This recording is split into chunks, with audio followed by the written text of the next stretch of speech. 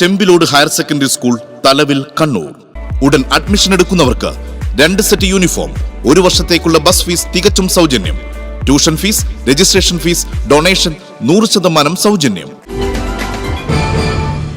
ഗാന്ധി ഛായാചിത്രം കണ്ടാൽ പോലും അസഹിഷ്ണുത പ്രകടിപ്പിക്കുന്ന RSSകാരെക്കാളും അന്ധതയുള്ളവരാണ് മലപ്പട്ടത്തെ കഴിഞ്ഞ ദിവസങ്ങളിലെ അക്രമത്തിന് പിന്നിലെന്ന് DCC പ്രസിഡന്റ് അഡ്വക്കേറ്റ് മാർട്ടിൻ ജോർജും യൂത്ത് കോൺഗ്രസ് പ്രസിഡന്റ് വിജിൽ മോഹനനും പറഞ്ഞു. കണ്ണൂരിൽ വിളിച്ചു ചേർത്ത വാർത്താ സമ്മേളനത്തിലാണ് ഈ കാര്യം പറഞ്ഞത്. അവരുടെ തണലിൽ അധികാരം കൈയാളുന്ന പിണറായി വിജയൻ കേരളത്തിന്റെ CPMനെ RSSനേക്കാൾ കൂടുതൽ ഗാന്ധി വിരോധം പ്രകടിപ്പിച്ച് മോദിയെയും BJPയെയും സന്തോഷിപ്പിക്കാൻ പരിശ്രമിക്കുകയാണ്. ഇതിലുള്ള അസഹിഷ്ണുതയാണ് ഇവർ പ്രകടിപ്പിക്കുന്നത്.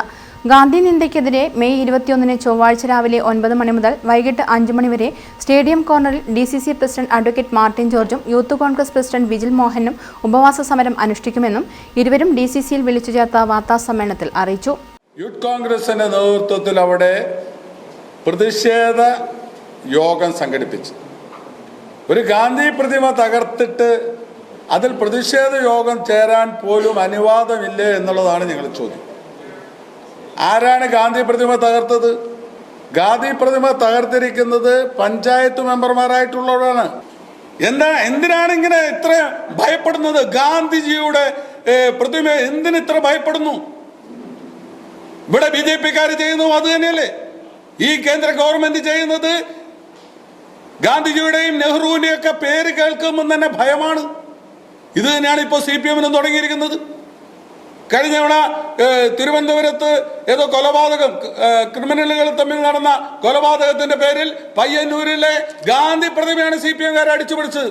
6 അടി വലിപ്പമുള്ള ഗാന്ധി പ്രതിമ അടിച്ചു തകർത്തു. എന്നിട്ട് ഒരു ഉളുപ്പുമില്ലാതെ ആഗസ്റ്റ് 15 വരുമ്പോഴും മറ്റു ദിനങ്ങൾ വരുമ്പോഴും അവരെന്താണ് ചെയ്യുന്നത്? അവർ ചെയ്യുന്നത് ഗാന്ധി സ്മൃതി സന്ദേശയാത്ര, ഗാന്ധിയുടെ പ്രതിമ അടിച്ചു കളയുക, എന്നിട്ട് ഒരു ഉളുപ്പുമില്ലാതെ ഗാന്ധി സ്മൃതി സന്ദേശയാത്ര. ഇത് CPMനും DYFIക്കും അല്ലാതെ ആർക്ക് ചെയ്യാൻ കഴിയും? നമ്മൾ ഇതിൽ പ്രതിഷേധിച്ചുകൊണ്ട് നമ്മൾ ജനകീയമായ ജനാധിപത്യ രീതിയിൽ ഇതിനെ നേരിടാനാണ് നമ്മൾ. ഇത് ഗാന്ധി നിന്നയാണ്. ഇനി news bureau, Kannur. Madhurag gold and diamonds, Madhurag building, Kannur road, Chakkarakal.